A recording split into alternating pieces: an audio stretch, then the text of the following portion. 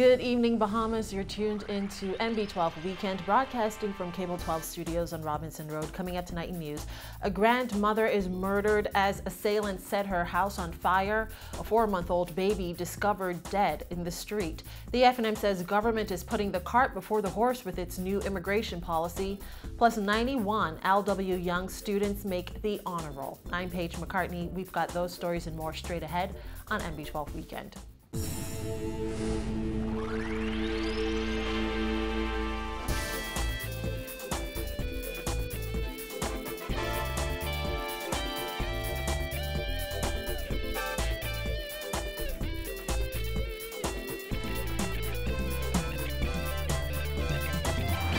Welcome once again to NB12. A grandmother was killed and her son wounded this morning in a deadly incident that police believe is related to another shooting that occurred Friday night. However, officials say neither was the intended target in the shooting incident, which happened in the Yellow Elder Gardens area. Jasmine Brown has details.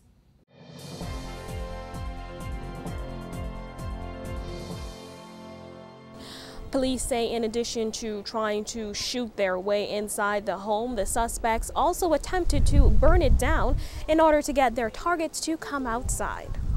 Shattered glass, shot-out car windows, a burnt front door, and bullet-riddled walls served as a grim reminder of this morning's murder of a 65-year-old grandmother, whom relatives identified as Mary Henderson. Police say Henderson was shot in the head at her home on Cedar's Way in Yellow Elder Gardens around 3:30 this morning.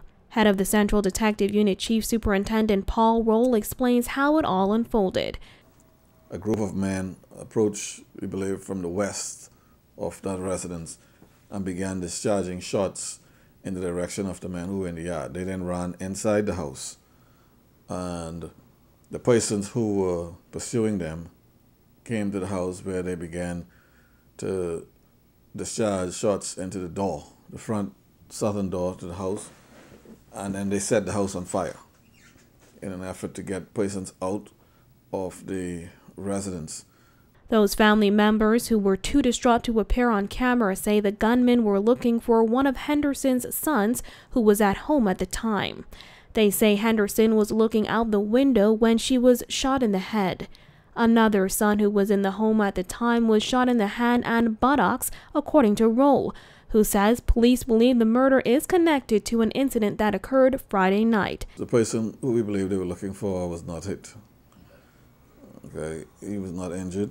They believe this stemmed from an incident, a shooting incident that occurred on Celery Street on Friday. Friday passed, and so these guys, it seems that they went back and looking for this shot. At the scene this morning, family members described Henderson as a good and religious woman who was liked by all in the neighborhood. They said she did not deserve to die. One of her sons, who was at the scene, said when he heard the news of his mother's death, he initially thought it was from natural causes, only to be told the horrifying truth that she died violently. President of Foam, Candy Gibson, called the murder tragic and senseless. We can't have grandmothers getting killed. That is so wrong. That is so wrong. We had sisters getting killed. We have aunts getting killed. When is enough is going to be enough? When enough is going to be enough? Police have taken 3 men into custody for questioning. One of the suspects turned himself into police this morning. Meantime, this latest murder comes less than a year after another incident on Cedar Way. On April 1st, 24-year-old Leonise Jones was asleep in her bedroom around 2:30 a.m. in a home just down the street from Henderson's home when a gunman opened fire through the window. Jones was reportedly hit in the neck. She was taken to hospital where she died from her injuries. Reporting for NB12, I'm Jasmine Brown. Police are also investigating the death of a baby girl whose body was found in the middle of the street this morning. Roll confirmed that 4-month-old was found on Moore Avenue. He said details of her death are still sketchy. EMS has already visited the scene and pronounced the child to be lifeless. At the scene this morning, a team of officers went door to door speaking with residents. Roll says police are still in the early stage of investigations and hope to determine very soon just how the baby girl died. Well, although he insisted the Free National Movement supports government's new immigration policy, St. Anne's MP Hubert Chipman said the rule, which requires all non-Bahamian students to have a student permit to attend schools in the Bahamas, will incite fear and contribute to the further degradation of the Bahamas. Chipman, who is the shadow minister for immigration, noted that when government implemented the policy in November, some Haitian nationals refused to send their children to school for fear that they would be targeted by immigration officers.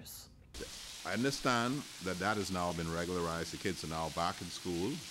Only when we heard this policy now, the question is, would they pull them out again? What frightens me is we will always have illegal immigrants, right? Whether we like it or not, we just need to limit the amount of people or try to close our borders. But what happens if you do not pick that person up and that child doesn't go to school, reach the age of 18, you're basically dealing with somebody that's basically illiterate, all right? It concerns me because right now we have in our country a D average as far as education is concerned. With doing this permit thing as far as the students are concerned, would that cause average to go down? Chipman believes the government is putting the cart before the horse with this newest announcement. He said there should be some document that supports the changes in policy before the announcement is made. If we announce these policies back in September, would you think that all of this would have been taken, what should have been taken into account when you come to the public with a full package of what the new immigration law would entail? That again, it's like the amoeba. It's constantly changing. This is now February. As part of the new immigration policy, all non-Bahamian students will be required to possess a student permit or a passport with a residency stamp when schools open in the fall. The requirement also applies to children who are born in the Bahamas but have foreign parents. But Chipman said it seems the policy is ever changing and all in the immigration minister's head.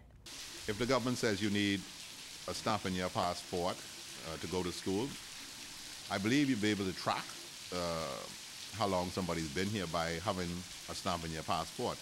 Now, whether in fact that is accepted by the community, I've heard on the radio talk show no longer than today, where a Haitian descendant said they're not going to do it. He was out of Grand Bahama.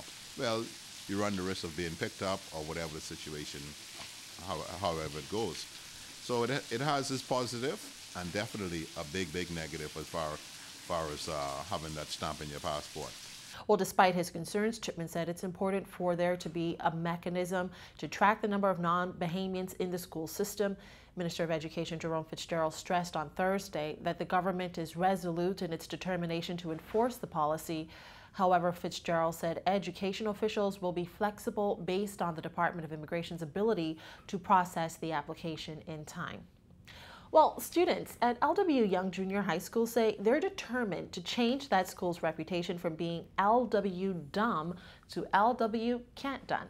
For the first time since Principal Janet Nixon has headed the school, she has seen more than 10% of her student body make it on the honor roll. 80 students made it on the honor roll, earning a grade point average of 3.1 or higher, and 7 students made it on the principal's list, earning 3.5 GPA or higher. Nixon said she's proud of her students and the name that they're making for themselves. And I note in amazement at the amount of tweets that we are getting from even America, where teachers are responding, great way to go, excellent job. But here at LW Young, every teacher is involved in the life of our children. We are an inner city school. Yes, we have our challenges, but we are ensuring that our children perform at their maximum to ensure that when we send them out, they can be a contribution in our country. She said administrators were excited when they saw the big improvement in the scores over the holiday break, with 53% of students earning an A through C, 88% earning an A through D, and just 12% earning below the D average. This past summer, our 9th graders who would have graduated in 2013 school year, our head girl achieved 7 A's in the BJC, and we had 3 other students who would have achieved 5 A's. This year, we are pushing to have more A's in the BJC examination And to ensure that we have the well-rounded program, we have students involved in different clubs.